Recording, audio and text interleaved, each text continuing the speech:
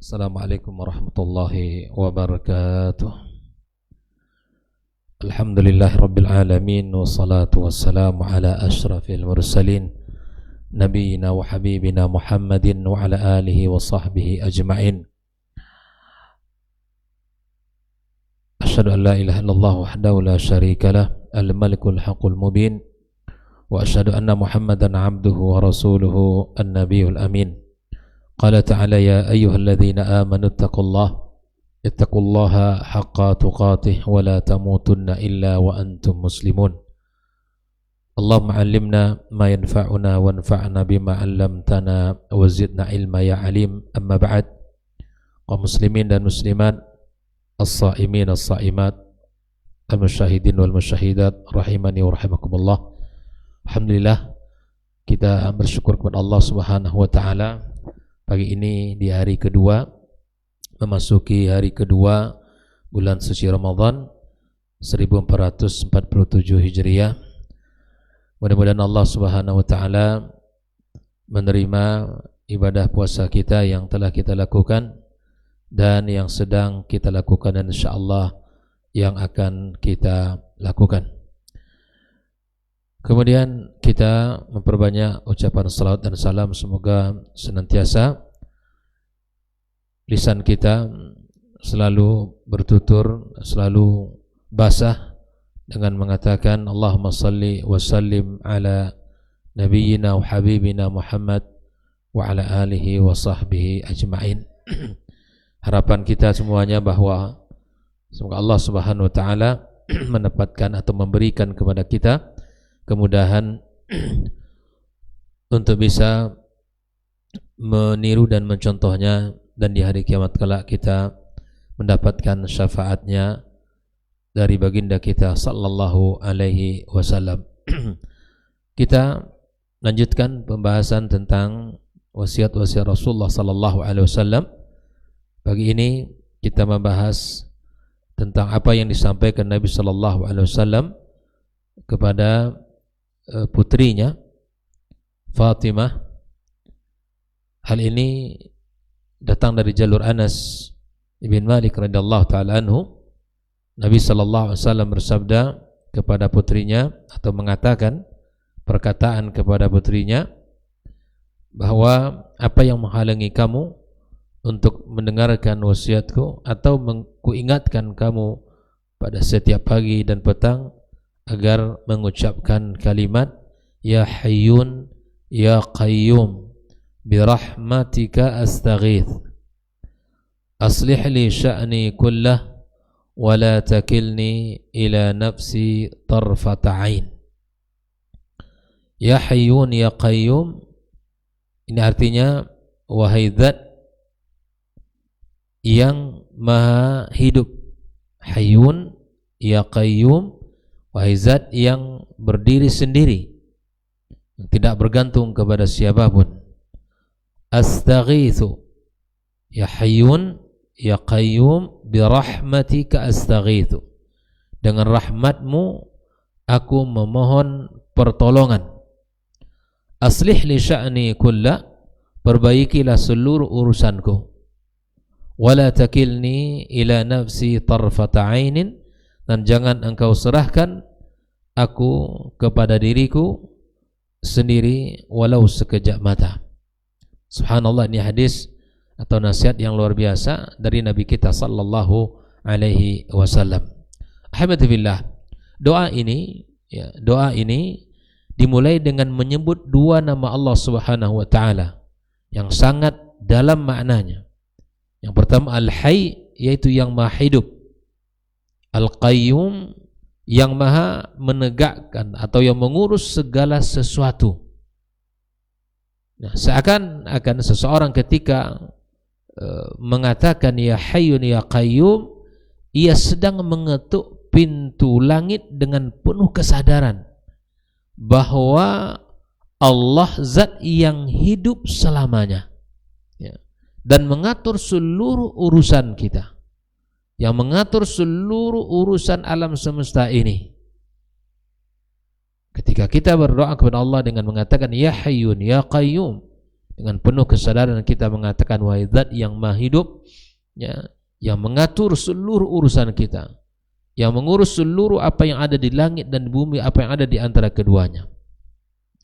Maka ketika kita mengatakan birahmatika astaghis, dengan rahmatmu aku memohon pertolongan, ya, dengan rahmatmu aku memohon pertolongan, ini adalah pengakuan yang tulus bahwa kita tidak mampu berjalan sendiri. Ini sebuah pengakuan bahwa kita ini lemah. Kita tidak memiliki kemampuan untuk, ya, mengurus urusan kita tanpa pertolongan Allah Subhanahu wa taala, tanpa bantuan Allah Subhanahu wa taala. Maka hidup ini, ya, selalu berada di antara dua hal, di mana hidup kita dan terkadang kita hadapi hati kita, ya, dalam keadaan goyah, kemudian terkadang jiwa kita selalu ingin berbuat sesuatu yang tidak disukai oleh Allah Subhanahu wa taala. Terkadang keputusan kita sering keliru, kita pandang ini baik, ternyata itu bukan, atau sebaliknya. Semua kita berusaha untuk memilih yang terbaik, tapi terkadang kita tidak tahu mana yang terbaik. Maka disinilah kita mesti sadar bahwa kita tidak bisa berjalan sendiri. Kita tidak bisa mengatur, ya, urusan kita sendiri tanpa bantuan Allah Subhanahu wa taala dan pertolongan darinya. Maka disinilah kita mesti sadar dalam diri kita bahwa yang kita minta bukan sekedar bantuan, tetapi adalah limpahan rahmat Allah Subhanahu wa taala. Hari ini kita, subhanallah, bersama banyak orang yang berdoa dengan doa yang sama dengan kita, agar Allah pertemukan kita dengan bulan Ramadan, agar Allah Subhanahu wa taala berikan kesehatan. Tetapi subhanallah, orang-orang yang dulu bersama kita, orang-orang yang dulu dengan kita, hari ini mereka telah tiada. Mereka tidak lagi bersama kita hari ini. Atau subhanallah, hari ini bersama kita sehat, ya, wal afiat, tapi kemudian dia tidak diberikan taufik oleh Allah Subhanahu wa taala untuk bisa, ya, menjalankan ibadah puasa dengan baik.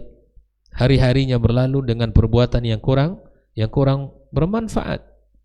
Tapi dengan izin Allah Subhanahu wa taala, kita setiap pagi, setiap sore diajarkan Nabi kita sallallahu alaihi wasallam untuk selalu bersandar kepadanya, meminta pertolongan kepadanya, meminta limpahan rahmatnya, ya. Jangan sampai urusan kita ini diserahkan oleh Allah kepada diri kita. Maka apa permintaan kita kepada Allah Azza wa Jalla? Aslih li sya'ni kullah, perbaikilah seluruh urusanku. Subhanallah, aslih li sya'ni kullah, perbaikilah seluruh urusanku. Seluruh urusan kita maknanya sangat luas, ya. Urusan agama kita minta sama Allah Subhanahu wa taala agar Allah jadikan, ya, agama kita agama yang di atas bimbingan, beragama di atas pertolongan, di atas petunjuk Allah Subhanahu wa taala. Maka jangan Allah jadikan musibah terbesar kita dalam urusan agama, kita minta sama Allah. Kita berilmu tentang agama ini, kita memahami Islam dengan baik dan benar, kita minta sama Allah agar Allah perbaiki urusan kita dalam urusan agama kita. Ya, kita hidup di atas panduan Islam yang benar, kita beribadah kepada Allah dengan cara yang benar, kita berakidah dengan akidah yang benar, ya. Ini semua kita minta sama Allah Subhanahu wa taala agar Allah perbaiki urusan kita. Bahkan dalam doa kita diajarkan Nabi kita SAW, Allahumma aslih li dini, ya Allah perbaikilah agamaku, walladhi ismatu amri, yang merupakan isma, tempat perlindungan urusanku, tegaknya urusan kita di atas agama Allah Subhanahu wa taala.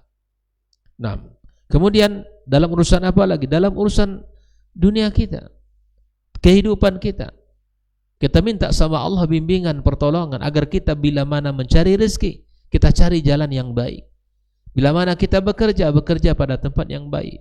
Bila mana kita, ya, bergaul dengan kehidupan, dalam kehidupan kita bergaul dengan orang-orang baik, kita minta sama Allah Wa aslih li dunyaya allati fiha ma'ashi. Ya Allah, perbaikilah duniaku yang merupakan tempat hidupku di dunia ini. Kita minta sama Allah Subhanahu wa taala ya, keberkahannya. Kita minta sama Allah Subhanahu wa taala kebaikannya. Kita minta sama Allah Subhanahu wa taala penjagaannya, kita minta. Wa aslih li sya'ni kullah, dalam urusan agama kita, dalam urusan dunia kita. Serta kasih sayang kita tidak akan bisa. Kita tidak akan bisa menjalankan kehidupan kita dengan baik. Minta sama Allah agar Allah perbaiki urusan agama kita, urusan dunia kita, urusan dalam dalam keluarga kita, termasuk dalam rezeki kita. Kita minta sama Allah pintu-pintu yang halal, jalan-jalan yang Allah ridai. Ya, Allah palingkan kita dari jalan-jalan yang tidak baik. Dalam apalagi dalam kesehatan kita. Kita minta sama Allah al-afwa wal-afiyah, al-mu'afah. Kita minta sama Allah agar Allah berikan kepada kita kesehatan, ya, agar Allah berikan kepada kita kekuatan, semangat. Allah hindarkan kita dari segala bentuk musibah, ujian, ya, penyakit-penyakit. Na'udzubillah, ada penyakit-penyakit yang kemudian membahayakan hidup kita. Kita minta sama Allah Azza wa Jalla kemudahan dalam urusan cita-cita kita, keinginan kita, harapan kita. Kita masing-masing memiliki harapan, punya cita-cita. Kita minta sama Allah Subhanahu wa taala. Bahkan perkara kecil yang sering kita anggap sepele, kita minta sama Allah. Makanya di dalam Islam, ketika ingin melakukan sesuatu atau memilih sesuatu, kita dianjurkan untuk meminta kepada Allah Azza wa Jalla petunjuk, pertolongan. Bila mana kita lakukan itu, kita minta kepada Allah Azza wa Jalla kebaikannya. Ya, terkadang subhanallah apa yang kita pilih belum tentu baik untuk diri kita. Tapi setelah kita minta kepada Allah, kita serahkan urusan kita kepadanya. Maka oleh karena itu, dalam urusan-urusan apapun, bahkan dalam urusan yang paling sepele, yang paling kecil sekalipun, kita minta kepada Allah agar Allah pilihkan untuk kita. Nah, seorang mukmin mesti sadar bila Allah memperbaiki hatinya, maka hidupnya akan ikut baik. Maka itulah hati kita minta sama Allah. Ya muqallibal qulub, tsabbit qalbi ala dinik. Ya musarrifal qulub, sarrif qulubi ala ta'atik. Kita minta sama Allah. Karena memang hati ini menjadi kunci. Dalam hadis Nabi SAW mengatakan, ya ala inna fil jasadi mudghah. Ya, dalam hati, dalam tubuh kita ada segumpal dagu. Idza saluhat saluhal jasadu kulluh. Kalau semuanya hati itu baik, maka baiklah seluruh anggota tubuh kita. Namun bila mana rusak, maka rusaklah seluruhnya. Oleh karena itu, puncak daripada kerendahan hati ada pada kalimat terakhir dari kalimat yang disampaikan Nabi sallallahu alaihi wasallam, wala takilni ila nafsi tarfata ain.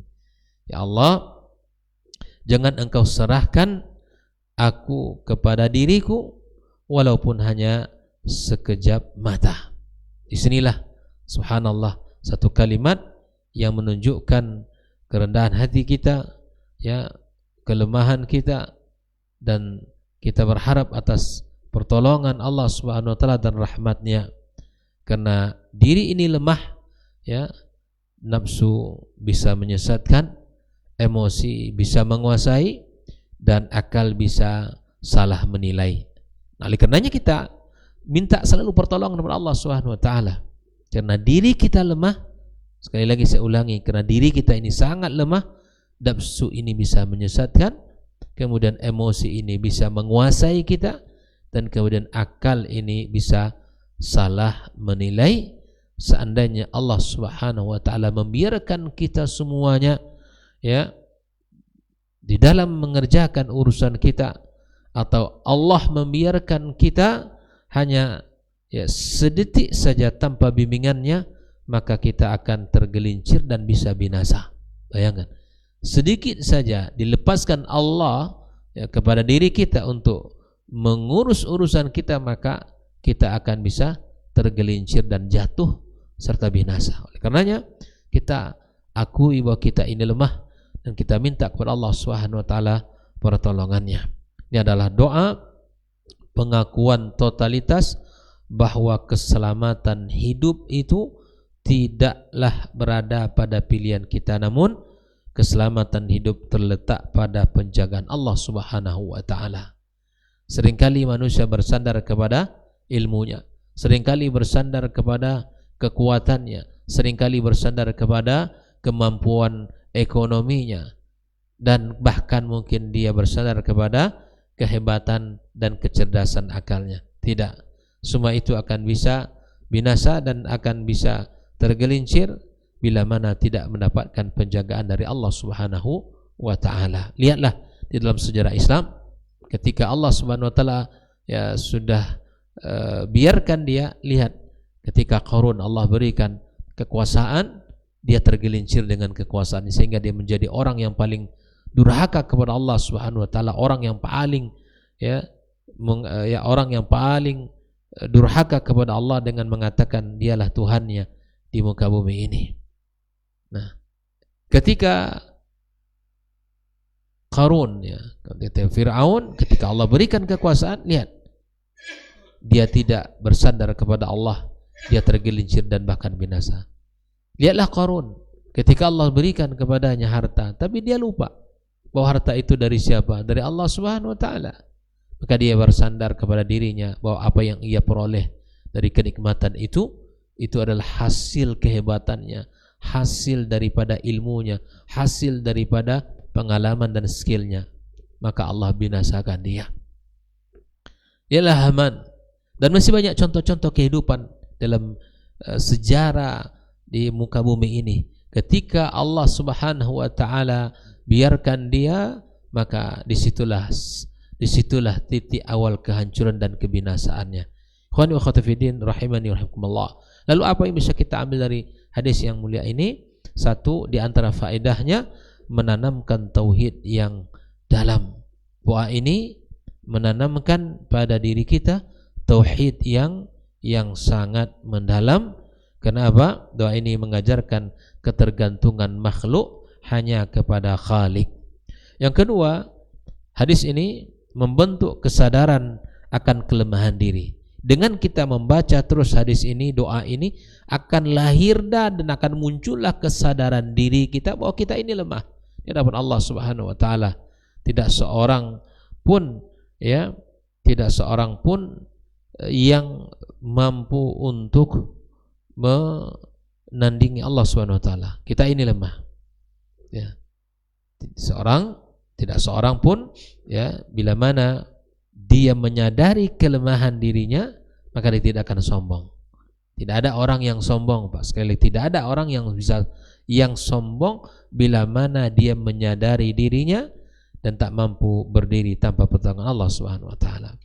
Yang ketiga, doa ini mencakup seluruh aspek kehidupan kita. Aslih li sya'ni kullah. Tidak terbatas pada kebutuhan tertentu, tapi mencakup segala urusan dunia dan akhirat kita. Minta sama Allah agar Allah perbaiki seluruh aspek kehidupan kita, dunia dan akhirat kita. Yang keempat, hadis ini mengajarkan tentang penjaga hati dari keputusasaan. Jadi hati ini terkadang memang lemah, merasa ketika diuji Allah Subhanahu wa taala, dia cepat sekali merasa tidak ada harapan untuk bangkit. Nah, hadis ini bila kemana kita baca terus, insya Allah membuat hati kita jauh dari keputusasaan. Saat merasa lelah, saat merasa gagal, atau saat terpuruk, maka doa ini mengingatkan kita bahwa rahmat Allah selalu menjadi harapan bagi kita. Jelas ya? Masing-masing kita punya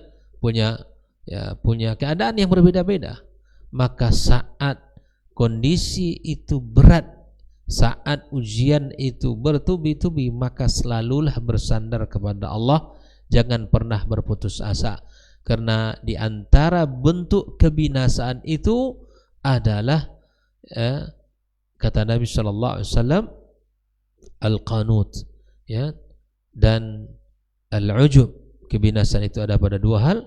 Pertama adalah orang-orang yang berputus asa kepada Allah Subhanahu wa taala, dan yang kedua orang-orang yang merasa dirinya lebih baik daripada orang lain. Kemudian di antara bentuk pelajaran dan faedah yang bisa kita ambil adalah penguat spiritual di saat sulit. Nah, bila mana hadis ini diulang-ulang, doa ini diulang-ulang, akan memberikan kesadaran yang mendalam yang dapat menenangkan jiwa kita, yang dapat menenangkan hati kita dan menumbuhkan optimisme dalam kehidupan kita. Akan menumbuhkan optimisme dalam diri kita bahwa Allah yang akan membantu kita, Allah yang akan menjaga kita, Allah Subhanahu wa taala yang akan melindungi kita. Nah, oleh karena itu doa ini sangat dianjurkan untuk dibaca, untuk terus dibaca pagi dan petang. Doa ini diulang-ulang di saat pagi masuk, di saat petang sore hari kita masuk, kita baca doa ini. Ya Hayyun ya Qayyum bi rahmatika astaghith aslih li sya'ni kullah wa la takilni ila nafsi tarfata ain. Atau kapanpun ya, saat hati merasa lemah, saat perasaan kita lelah, maka bacalah doa ini. Ia akan menjadi penguat bagi diri kita. Walaupun doa ini singkat tapi sangat padat maknanya, dan ini adalah sebuah pengakuan yang tulus dari diri seseorang bahwa tanpa rahmat Allah kita tidak ada apa-apanya. Sebuah pengakuan yang tulus dan ikhlas bahwa tanpa pertolongan Allah Subhanahu wa taala kita tidak memiliki ya kekuatan apa-apa. Mudah-mudahan Allah Subhanahu wa taala memberikan kepada kita ya taufik untuk bisa melatih diri kita untuk menyadari kekurangan kita, dan kita hanya bisa bersandar kepada Allah Subhanahu wa taala yang maha kuasa. Alhamdulillah, ini dalam hadis ini juga terdapat sebuah bentuk tawassul, menggantungkan diri kita kepada Allah Subhanahu wa taala, berharap pertolongan ya selama-lamanya dari Allah tabaraka wa taala pada saat kita bersendiri atau saat kita di dalam berjamaah. Minta sama Allah pertolongan, penjagaan, perlindungan agar kita tidak tergelincir dalam perbuatan-perbuatan yang Allah Subhanahu wa taala ya tidak ridai. Nah, ikhwati fillah rahimani warahmatullah, ini adalah faedah-faedah yang bisa kita petik, hikmah-hikmah yang bisa kita ambil dari hadis yang diriwayatkan oleh Anas radhiyallahu taala anhu ini. Dan tentu hadis ini ya disebutkan juga oleh Al-Bazzar dalam musnadnya, Al-Hakim ya, kemudian disebutkan oleh Syekh Albani dalam As-Silsilah As-Sahihahnya. Wallahu taala alam. Mudah-mudahan ya doa ini bisa selalu kita jaga, kita ulang-ulang di setiap pagi dan setiap sore hari, setiap kita atau dalam setiap keadaan kita, bila mana kita merasa lemah dan bila mana kita merasa lelah, dan kita minta sama Allah Subhanahu wa taala pertolongan, minta sama Allah tabaraka wa taala penjagaan dan perlindungan. Wabillahi taufik wa sallallahu ala nabiyyina wa habibina Muhammadin wa ala alihi wa sahbihi ajma'in. Wassalamualaikum warahmatullahi wabarakatuh.